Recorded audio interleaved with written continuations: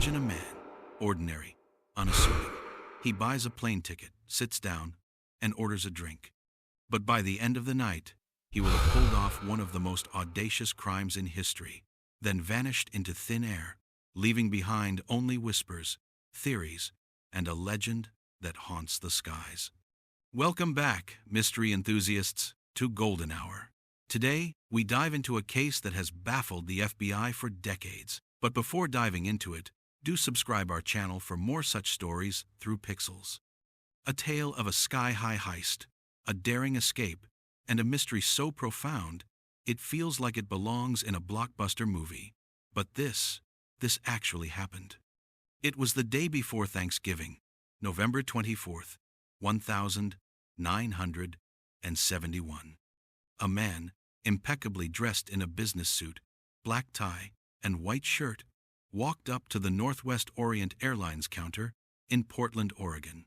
He introduced himself as Dan Cooper and paid cash for a one-way ticket on Flight 305 to Seattle.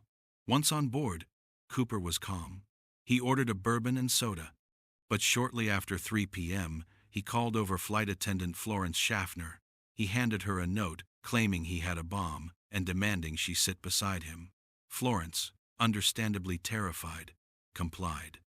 Cooper then gave her a chilling glimpse inside his briefcase, a tangle of wires and red sticks, a bomb.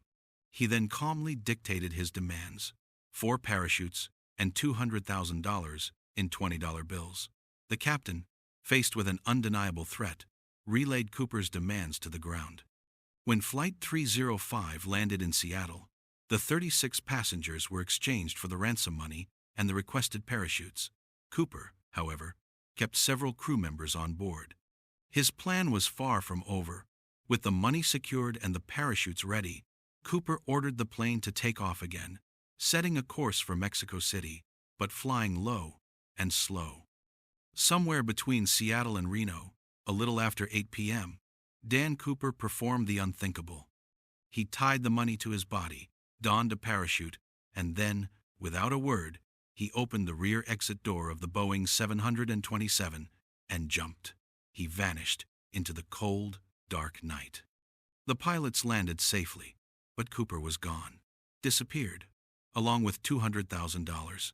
The FBI immediately launched an extensive investigation, codenamed Norjack, Northwest Hijacking. They scoured the plane for clues, interviewed hundreds, and tracked leads across the nation. But Cooper had simply evaporated. The few pieces of evidence were painstakingly analyzed. His black JC penny tie, left behind, provided a DNA sample, though it didn't match anyone in their databases. They found the canvas bag that held the parachutes, and even an unused parachute with its cord removed. One popular suspect, Richard Floyd McCoy, who pulled a similar heist months later, was eventually ruled out by the flight attendants who remembered Cooper's distinctive features. Many believe Cooper didn't survive his perilous jump. He'd used a parachute that couldn't be steered. His clothing was unsuitable for a rough landing, and he'd plunged into a dark, wooded wilderness. This theory gained traction in 1980 when a young boy on a family vacation near the Columbia River unearthed a rotting package containing $5,800 in $20 bills. The serial numbers matched the ransom money. It was the first and only physical evidence of Cooper or his loot ever found. Was the money found by the river proof of his demise, scattered by the elements, or a clever misdirection? What happened to the rest of the $200,000?